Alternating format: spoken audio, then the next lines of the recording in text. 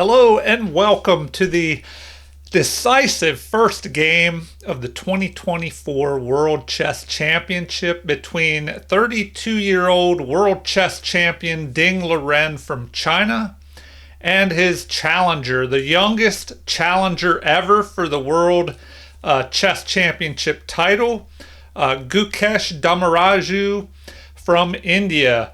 And so at this point in time, it looks like Ding Liren has a 27-28 rating, and the challenger has a 27-83 rating. Now, at one point, Ding Liren's rating was up over 2,800, and I believe he was number 2 in the world at one time. So his rating has dropped a little bit. But let's take a look at this interesting game. Before I begin, let's do a game review here and look at the accuracy rating of both players. So it looks like 95.8% accuracy rating by Ding Liren versus 88.6% by the challenger. So maybe the challenger was a little bit nervous in this game, although he is known for being cool under pressure. So we'll see how it goes as the World Chess Championship progresses. The best out of 14 games, and if they're tied, they will have additional tie-breaking games after that. It looks like 5 great moves by the world champion, 1 great move by the challenger. As far as bad moves, it looks like they both had 2 inaccuracies. Gukesh had 3 mistakes versus only 1 by Ding Liren. No misses and no blunders. And it looks like a 2650 rating level was played by the challenger, and the world champion played at a 2900 rating level. So let's dive in here and see what happened. I'm going to turn on the analysis so we can see what the computer says about this game as we go through it. All right. So the game begins with Gukesh playing e4. So more of an attacking opening. Fischer said this was best by test. So former world champion from back in 1972 to 75, Bobby Fischer, he believed that this was, one of the best opening moves, if not the best opening move. And so here we have e6, a maybe more defensive move, trying to play a solid opening with the French defense here, maybe waiting to see what his opponent does. And so the young challenger plays d4, grabbing control of the center. These 2 pawns in the middle control all these central squares in the center here, and pretty solid. If they let you take control of the center by placing your pawns there, that's probably what you should do. And so the world champion fights back in the center, immediately putting pressure on this e4 pawn, and the challenger responds with knight to c3, protecting the pawn. And now we have knight to f6, adding more pressure. So this also entices this pawn forward, now attacking the knight, and the knight must retreat.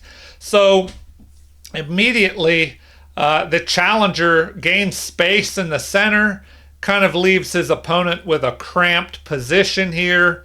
And we have these locked pawn chains in the center, and a lot of action will revolve around these 2 pawn chains. And when the center of the board is locked up like this, play will commence on the flanks. So, maybe white will try and push to f4 and then push forward. Black will try and counterattack over here on the queen side, because generally when your pawns are pointed, the central pawns are pointed in a direction like this towards the queen side. Black should attack on the queen side, funneling, pushing his pawn and funneling the pieces in behind, and white will do the opposite.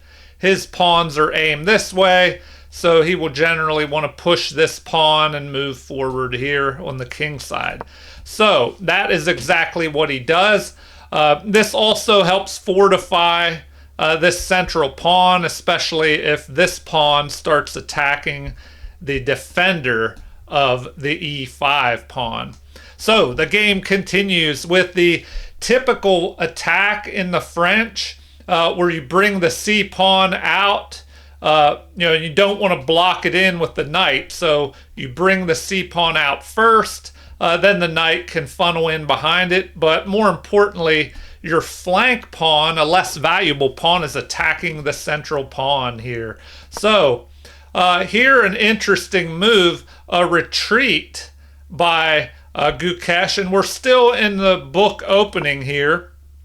Let me go back here. The computer says that knight to f3 immediately would be a little bit better, but with this move played by Gukesh, that gives him the opportunity to push this pawn and back up the center here. So what does his opponent do? He develops a knight. Now he is ahead in ahead in development. He has 2 knights developed, and his opponent only has 1. And he's adding pressure, building up the pressure on this central pawn. So Gukesh fortifies the pawn, and that's why he moved this knight twice in the opening. Generally, you don't want to do that. You want to get all your pieces out as quick as possible and not move them twice in the opening. But this knight retreat allows the c pawn to push forward and fortify this central pawn. And so we have a big battle brewing around the central pawn formation.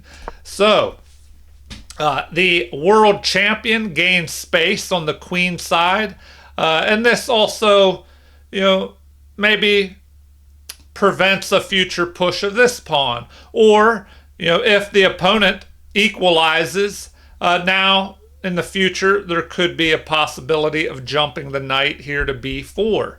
So the game continues with knight developing, so piece development is equal for the moment.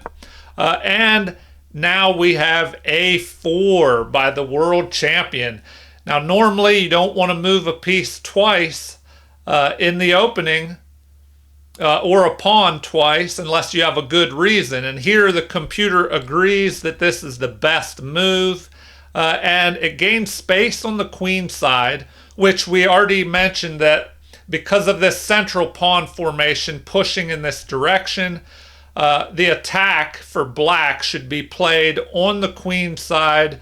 So space is gained by pushing this pawn forward. Perhaps in the future, the knight could jump here, especially if this pawn pushes up. Let's see what the challenger does. Well, he ignores the action on the queen side in favor of development, developing a bishop, further fortifying the central pawns here, and threatening possible attack here in the future. Let's see what happens. Bishop is developed and the world champion's ready to castle, and now we have g4. So finally, the world champion challenger Gukesh, he pushes on the king side. Now the computer did not like that move. It said h4 would have been a better move, but let's see what happens here. We have queen to a5 lining up on the king here. Now what this does is help threaten the attack here in the center, because now this pawn cannot fortify that because of the pin.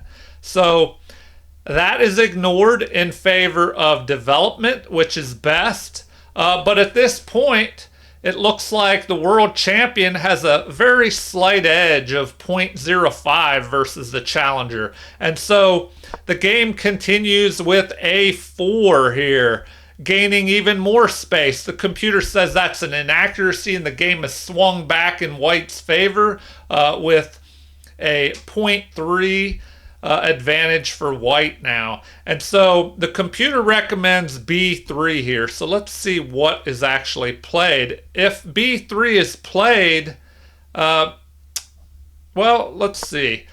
Sure enough, the world champion challenger finds the best move according to the computer.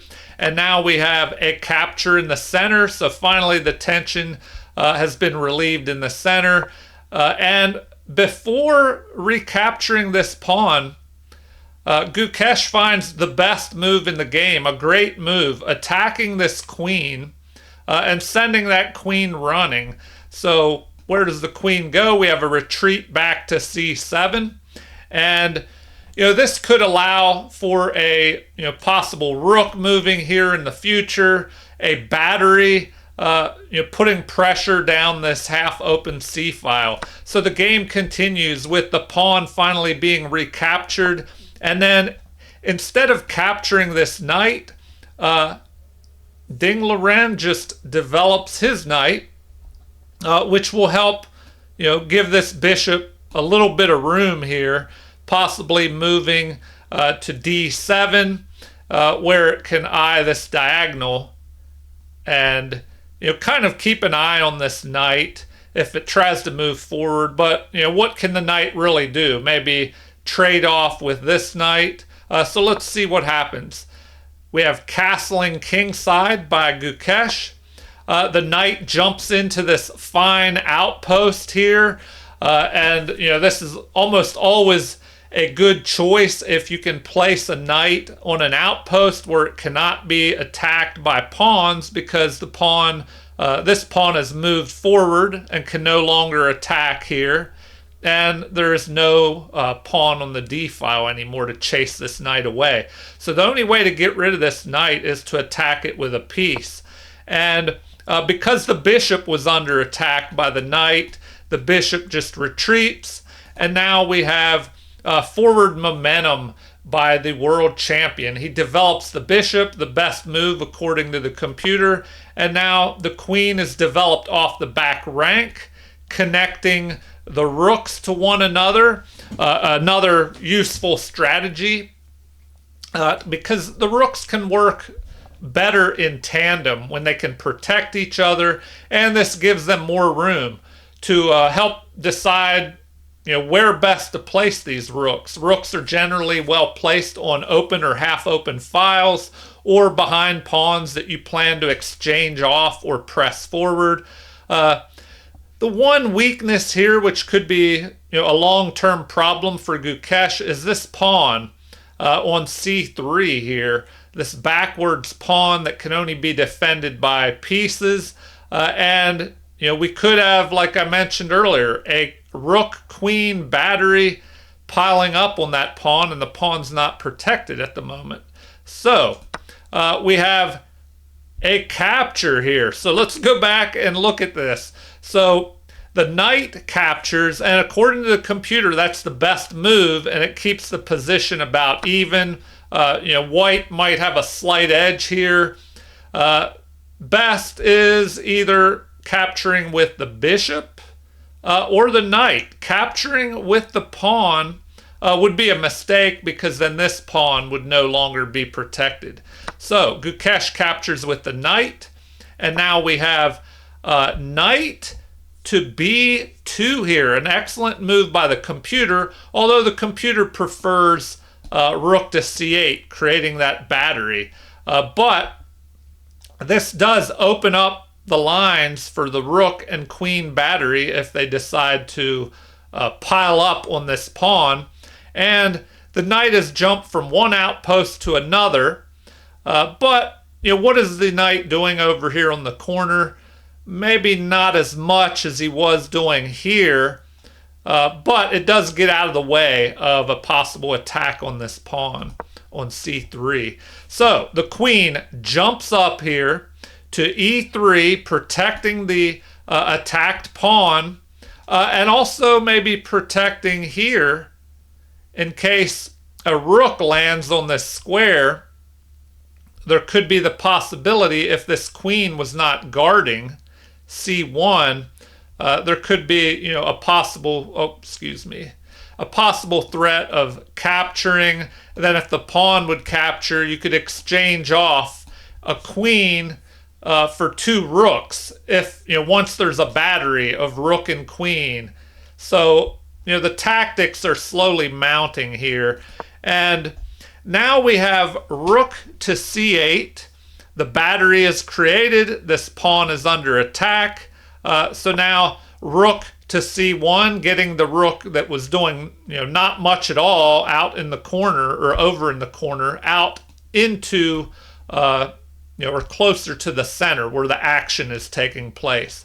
So now we have the queen pressing forward, attacking this unprotected pawn. So already Gukesh is on the defensive. What can he do here? So he ignores that attack with a counterattack. But is this enough? The computer says it's a mistake. Apparently, rook at f to e1 would have been better, just centralizing the rook a little bit more. So we have a queen to d3 move. So here, it looks like Ding Liren is asking his opponent, whether or not he would like to trade off queens. Which, this is pretty crazy. He could have just gone after a free pawn here. That's one possibility. But instead, he finds the best move in the position, trading the queens off. So we have avoiding the trade. Gukesh drops back, and this is a mistake. Apparently, queen to f4 on this square would have been better. All right. And maybe this is why. Now, another great move. The bishop develops further here, aiming down through the center and attacking the rook. So what can be done about this? Well, we have rook jumping up here to the second rank, protected by this knight. And now rook to c4, a mistake by Ding Liren here. What should he have played? Well, it looks like castling may have been better, but that's probably his plan anyway. Or, perhaps, he can't really move his king up here because there's a possibility of attacking maybe the bishop, and then the bishop could be trapped if the king was here blocking its path. So maybe the king will castle. Let's see what happens. And the bishop is attacked. So, something I overlooked here, the bishop moving forward, and this is the best move. And now this pawn has some pressure on it. It's only protected by the queen. So now we have queen to b1. Interesting choice. Maybe lining up on the queen in case this knight moves here.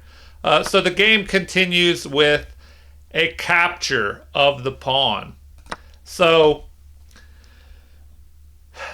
it looks like Ding Liren goes ahead in material, capturing this pawn. And then it looks like we're going to have an exchange here. So some pieces exchange off. And the world champion's ahead now by one pawn. And usually when you're ahead in material, whether it's a pawn or a piece or whatever, usually it's a good idea to start trading down material and then use that extra pawn, to get it, promote that extra pawn to a queen in the end game and go for a winning end game. So let's see how things progress here. We have a capture, and on the other end of that, when you're behind, down in material, you want to try and trade off as many pawns as you can to get rid of pawns that could cause you a problem and promote in the future. All right, so pawn recaptures. Apparently that was an inaccuracy, and it would have been better to capture with the bishop. But the world champion probably wanted to keep his bishop pair, because if he captured with his bishop here, the knight could have picked off that bishop. All right, so knight retreats, attacking the queen, and now we have queen capturing on e5. So after this move, it's not looking too good for Gukesh here. Now he's down 2 pawns. So the game continues with knight capturing. So the bishop pair has been knocked out. Queen captures, and queen to c7, grabbing the open file here. But this is an inaccuracy. Apparently, bishop up to c5 would have been better, guarding this unprotected pawn. All right. Well, the game continues with queen attacking queen here. So the world champion is ahead by 2 pawns, and he's trying to trade off material here and slowly get rid of any possible attackers. And the more he does that, the harder it's going to be for Gukesh to try and make a comeback in this game. So he avoids the trade, protects the pawn here, and now we have castling finally. Castling on move 32. So not something you see very often. Finally the world champion has castled, but we're on move 32 already. So that's pretty rare to see that. Generally, both sides will castle early, maybe within the first 10 moves.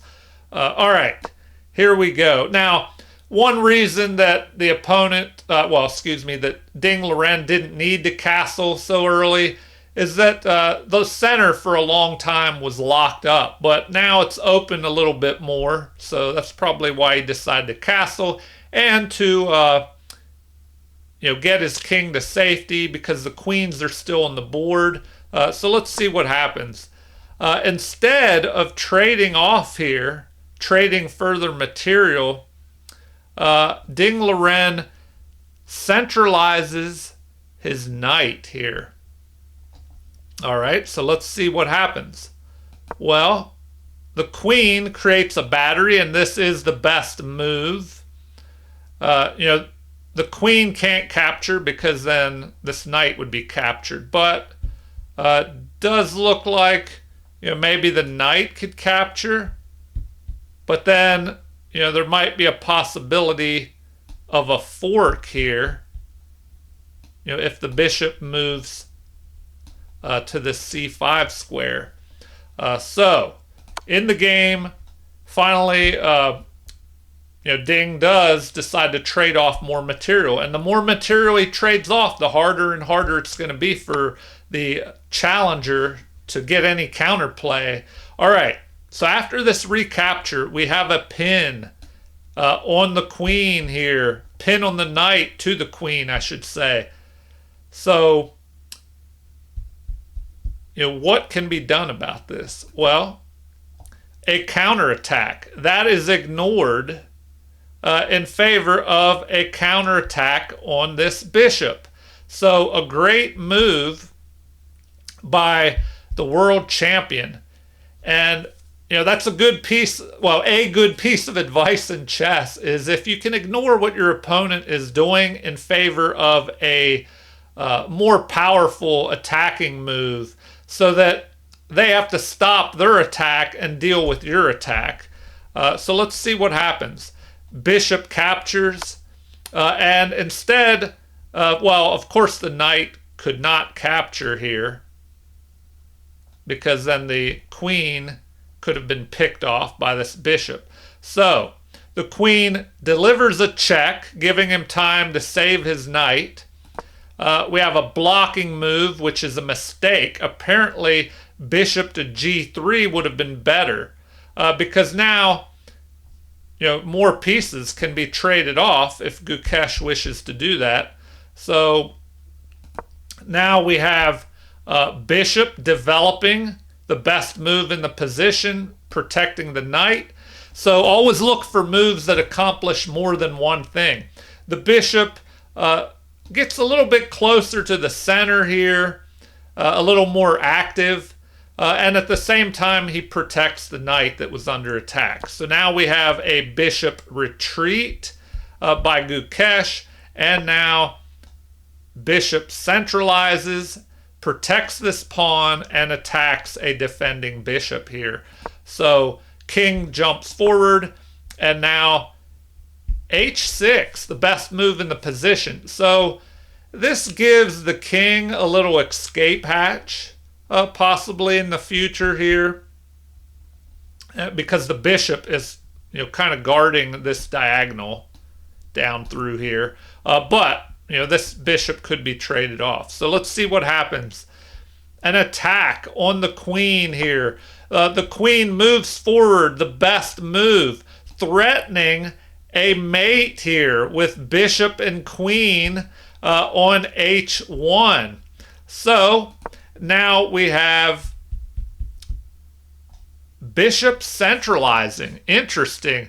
The bishop moves towards the center, kind of restricts the possibilities of the king here. If this knight weren't guarding here and here, maybe there could be a threat of something like this.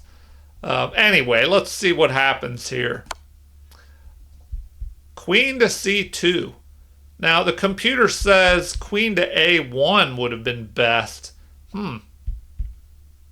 Queen to a1, which would attack this pawn, but the queen is attacking this pawn anyway. So, let me go back. Would this move do anything? Harassing? Not too much, because if the king moved forward, the queen and the bishop are covering these squares here, and it would be harder for the queen to continue an attack. All right, so this move is played, and the king was in check, so he launches forward, and now we have a capture of the pawn, the best move here. And this unleashes a dangerous passed pawn that is only 2 moves away. Well, 3, I guess, because the queen would have to move out of the way of this pawn, and then 2 moves after that, we could have a promotion. So the game is about over here. We have bishop to e6 delivering check. The king moves into the corner, but at this point, it looks like Gukesh resigned here. And if we look at the computer, the top move recommended is queen to g1, but it's the equivalent of 10 points of material, or 10 pawns, I should say, ahead here for black. So Ding Liren is just way ahead. We could look at the best moves. So if queen to g1 was played, well, then what? This kind of helps cover this square. It kind of lines up on this pawn in front of the king, or near the king. So what would be best for Ding Liren here? Well, it looks like queen to b3, getting out of the way of the passed pawn, and bishop to g4 would be best for Gukesh, but it's not looking too good. A mate in 13, beginning with the pushing of this pawn. Now 1 move away from promoting. It looks like the computer recommends, well, multiple moves that all end with a mate in 8. So, maybe something like this. And now it says that's an inaccuracy, that queen to e3 would have been better. So now, that would just lead to a promotion of this pawn to a queen here. And, after that, 2 queens on the board, that would, be certain destruction. And they're saying a mate in 6 here, which you can figure that out on your own if you would like. Here are the options. bishop to h5. Now they're recommending by white. So, something like this, but it is not looking good. Queen at b to b1. So they're recommending this, and now we have a double queen battery. There's a threat here of forking queen and king and getting rid of white's queen. All right, well, feel free to leave any comments. It was a decisive and interesting game in the French defense. It looks like the young challenger, maybe he could have put up a better defense here, but good job by the world champion Ding Liren. And, I look forward to seeing some future games. I will try to show more of these games. I'm going to do a playlist, and I'll try to do a video for every one of the world championship games. But I might not be able to release them every day because the holidays are coming up and I may be busy. But anyway, feel free to leave comments. Please like and subscribe to support the channel if you haven't already. Thank you for watching, and have a super chess day.